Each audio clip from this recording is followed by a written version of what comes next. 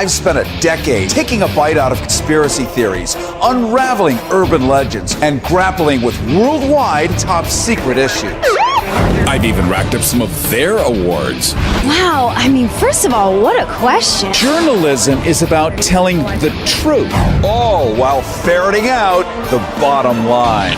I'm a Harrison Hellraiser. My mission is to inform viewers Who want to get to the truth within the unknown. on all topics, controversial, bizarre, and taboo.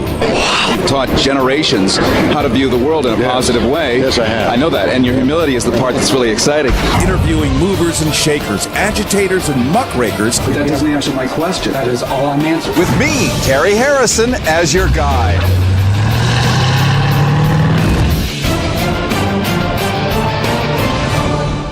Harrison with you, and I want to welcome everyone to the DNC. I know you're watching this thing on some kind of big jumbotron, and coming up, you're going to get to see an extraordinary movie by Professor Noam Chomsky. It's probably the last, in that he's 87 years old, the last such movie where it details all of his brilliant thinking, his research over the years. I'm in Los Angeles at the moment. I really wish I could be there with you, but I'm there with you in spirit.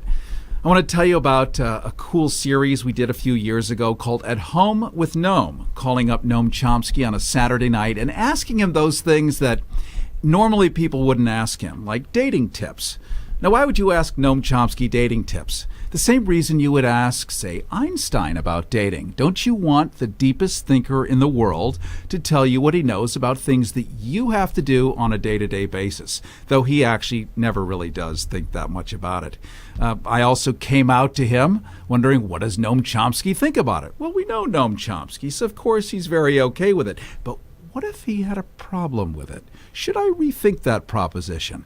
So that was At Home with Noam.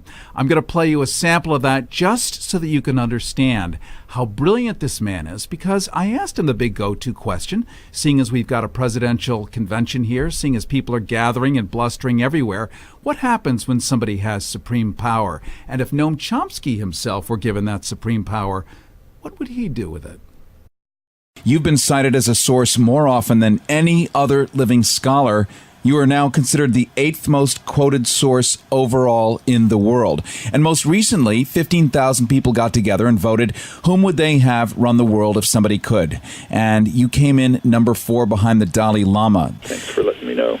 So if you were granted that, and I know that would not be your will, your desire to be a ruler, a leader, or anything like that, but what would be your move if somebody handed you the scepter and said, make a little Disney magic without the Disney, of course?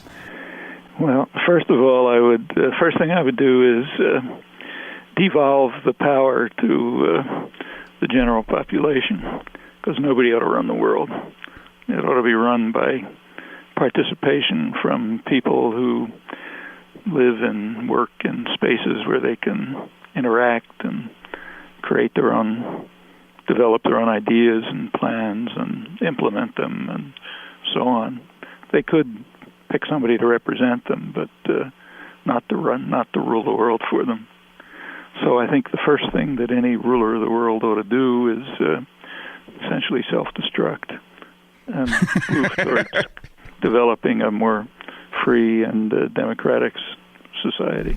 I know we're all excited to be able to watch Requiem for an American Dream, where Noam Chomsky breaks down now how all of the power has accrued to the very top, how it is an inverse proportion between reasonableness, between food, water, shelter, and survival. Let me just say, by the way, that we can also acknowledge and love Bernie Sanders more than ever. My view only, but you have to remember what's going on behind the scenes that you and I have not been privy to.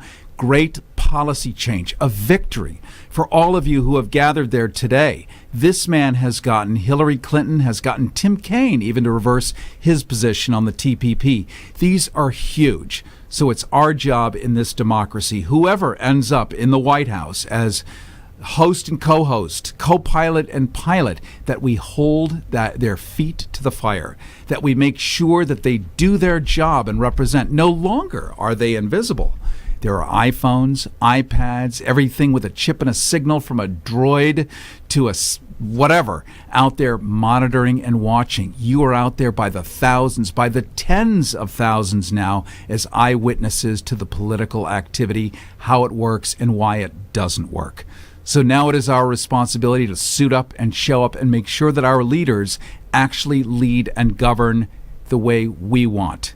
So I'm grateful to be part of this, and I want to invite you to enjoy Requiem for an American Dream. If you read the debates at the Constitutional Convention, James Madison, the main framer, said the major concern of the society has to be to protect the minority of the opulent against the majority.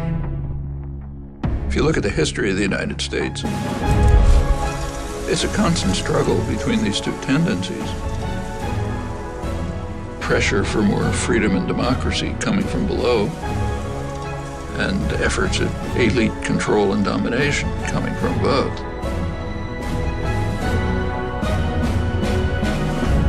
You opened by talking about the American dream. Part of the American dream is class mobility. You're born poor, you work hard, you get rich. It's all collapsed. Live from Hollywood, it's Harrison